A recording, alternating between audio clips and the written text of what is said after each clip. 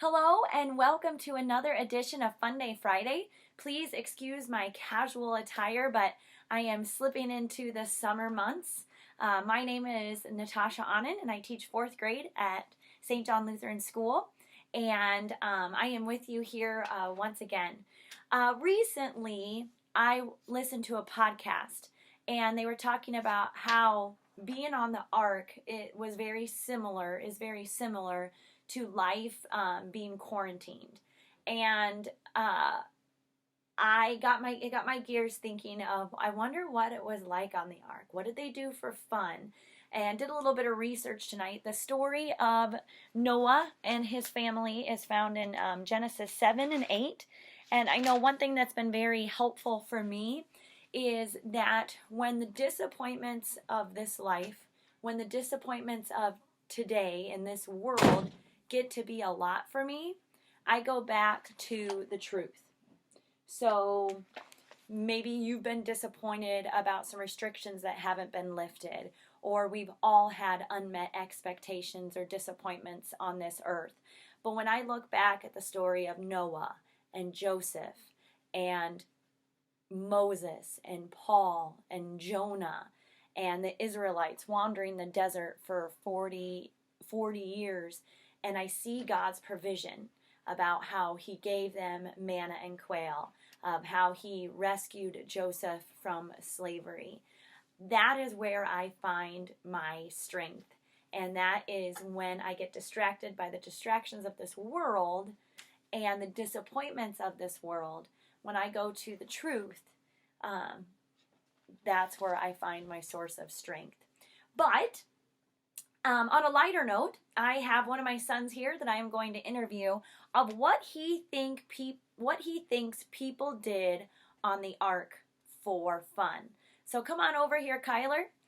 I want to know, what was life like on the ark? What do you think? Go ahead and pop your head up. Yep. What do you think people did for fun on the ark?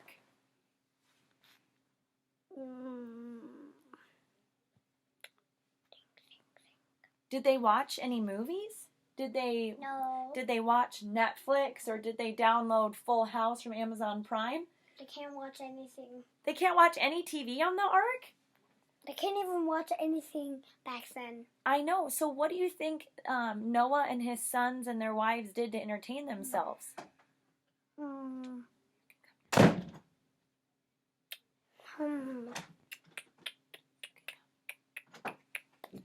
So what I'm seeing is that, do you think quarantine is harder now, or do you think it was harder back in Noah's day? Kind of sleepy tonight, aren't you? You're not full of as many words as you usually are. But I don't know what they did on the ark. Do you think... No, Mom, I still want to think about it. Okay, you think about it while I do a little more talking, okay? Another thing is that after doing a little researching, I'm not going to be 100% sure on my dates, but we believe that from when the rains started to when all the water subsided and Noah was actually able to get off the ark, it was close to a year. Now, March 16th was the last day of school for us, but that wasn't a whole year ago. And so we've seen God's provision in the past, and we will continue to see his provision throughout the summer and the rest of the year. Did you think of something fun that they did on the ark? Yep. What do you think? Pray to God. Pray to God. That is something we can always do. Yeah, but that's not fun. That's not... Jump on the bed. Jump on the hay. Jump on the hay? Oh, yeah, jump on the hay. Avery, do you have any ideas of what you think they did on the ark for fun? Do you know me?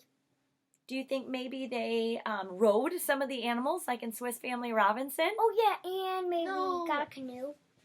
Well, it might have been kind of dangerous because there was so much water. They Avery, can you tell us? They didn't even do it because they couldn't canoe. They couldn't ride animals because the ark would be too small.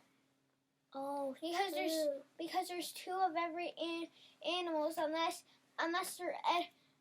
they're certain animals that they would use to sacrifice and eat.